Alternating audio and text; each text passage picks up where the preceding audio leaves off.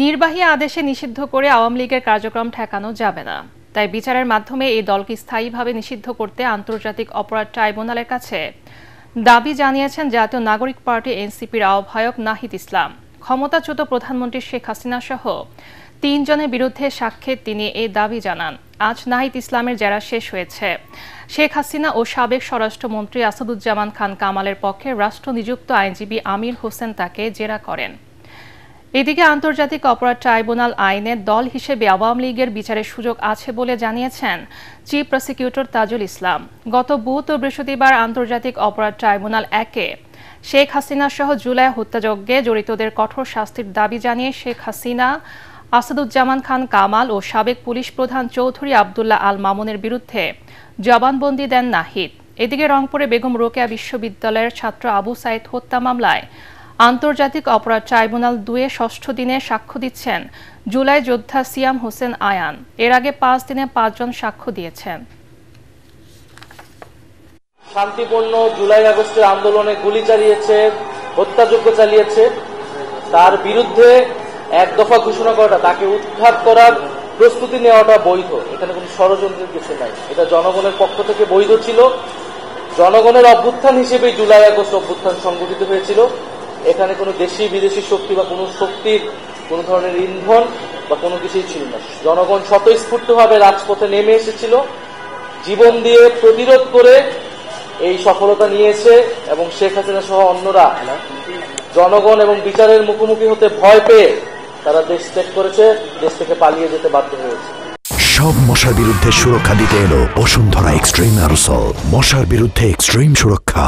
2016 সালে বাংলাদেশ ব্যাংকের রিজার্ভ চুরির মামলায় ফিলিপাইনে আরসিবিসি ব্যাংকের $81 মিলিয়ন বাজেয়াপ্ত করেছে সিআইডি। অর্থ পুনরুদ্ধারে একে বড় অগ্রগতি দাবি করে সিআইডি প্রধান মোহাম্মদ সিবগাত উল্লাহ জানিয়েছেন, আদালতের মাধ্যমে অপরাধ তদন্ত বিভাগ সিআইডি বাংলাদেশ ব্যাংকের রিজার্ভ চুরির মামলায় ফিলিপাইনের রিজাল কমার্শিয়াল ব্যাংকিং কর্পোরেশন আরসিবিসির ব্যাংকের অ্যাকাউন্টে থাকা $81 মিলিয়ন বাজেয়াপ্ত করেছে।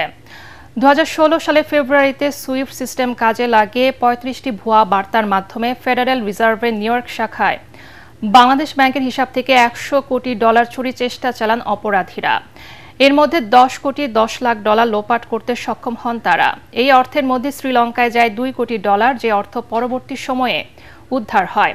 তবে বাকি $8 কোটি 10 লাখ আরসিবিসি ব্যাংক হয়ে ফিলিপাইনের বিভিন্ন ক্যাসিনোয় যায়।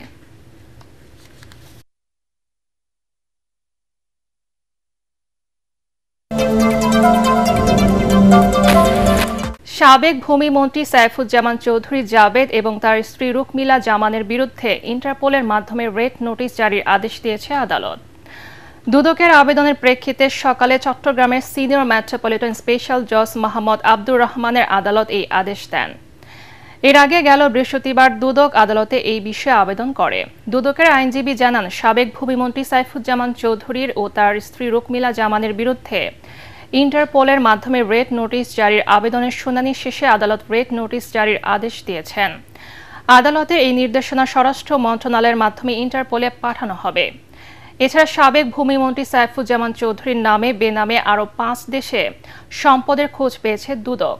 ভারত, থাইল্যান্ড, মালয়েশিয়া, ফিলিপাইন ও কম্বোডিয়ার সম্পদ অর্জনের নথি উদ্ধার করেছে দুদকের নেতৃত্বাধীন টাস্ক ফোর্স। গতরাতে দুদকের অভিযানে সাইফুজ্জামানের স্ত্রী ও ইউনাইটেড কমার্শিয়াল ব্যাংকের সাবেক চেয়ারম্যান রুকমিলা জামানের ড্রাইভার ইলিয়াস তালুকদারের বাড়ি থেকে দুর্নীতি ও অবৈধ সম্পদ সংক্রান্ত 23 বস্তা রেকর্ডপত্র উদ্ধার করা হয়।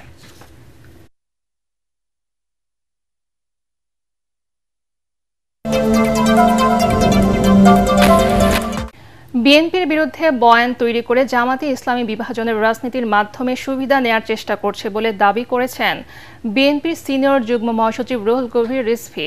জাতীয় প্রেস ক্লাবে এক আলোচনা সভায় তিনি অভিযোগ করেন, চাঁদাবাজি, বালু ও পাথর উত্তোলনের সাথে জামাতের নেতাকর্মীদের নামও পাওয়া যাচ্ছে, কিন্তু গণমাধ্যমে কায়দা করে শুধু বিএনপির বিরুদ্ধে বয়ান তৈরি করা হচ্ছে।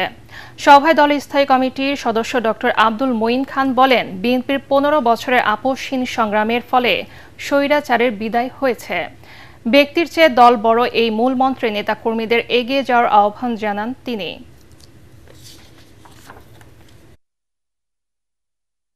উপদেষ্টা শুরু করলেন, এখন সেই কোরাস এখন গাচ্ছেন একটি রাজনৈতিক দল। আমি গতকালকেও দেখলাম এই চাঁদাবাজি, বালু উত্তোলন, এই সেই। তো এখানে তো আপনাদেরও নাম পাওয়া যাচ্ছে। আর আমরা যে তাদেরকে বহিষ্কার করছি, পদ স্থগিত করছি, তাদেরকে বিভিন্ন শাস্তিমূলক ব্যবস্থা গ্রহণ করছি, সেটা তো বলছেন না। আমরা দেখি খুব কায়দা করে নানাভাবে একটা বয়ান তৈরি করে বিএনপির বিরুদ্ধে ব্যবহার করা হচ্ছে। যে কথা বললে হয়তো অত্যুক্তি হবে না, ছাত্র জনতার গণ অভ্যুত্থান ঘটেছে বাংলাদেশি জাতীয়তাবাদের মূলমন্ত্রী। সেই গণ অভ্যুত্থানে তারেক রহমান নেপথ্যের একজন কুশীলব হিসেবে তার ঐকান্তিক প্রচেষ্টায় বাংলাদেশে গণতন্ত্র পুনরুদ্ধারে অবদান রেখেছিলেন। শিক্ষার্থীদের আন্দোলনের মুখে রাজশাহী বিশ্ববিদ্যালয়ের পোষ্য করে স্থগিত করেছেন উপাচার্য ডক্টর সালেহ হাসান নকিব। এদিকে প্রভিসি সহ অন্যান্যদের লাঞ্ছিত ও কোটা পুনর্বহালের দাবিতে কমপ্লিট শাটডাউন ঘোষণা শিক্ষক কর্মকর্তা কর্মচারীদের। এতে অচল হয়ে পড়েছে বিশ্ববিদ্যালয়, বন্ধ রয়েছে ক্লাস ও পরীক্ষা। অন্যদিকে এই আন্দোলনকে রাকসু নির্বাচন বানচালের ষড়যন্ত্র বলছেন ছাত্র নেতারা। এই পরিস্থিতিতে জরুরি সিন্ডিকেট সভা ডেকেছেন উপাচার্য।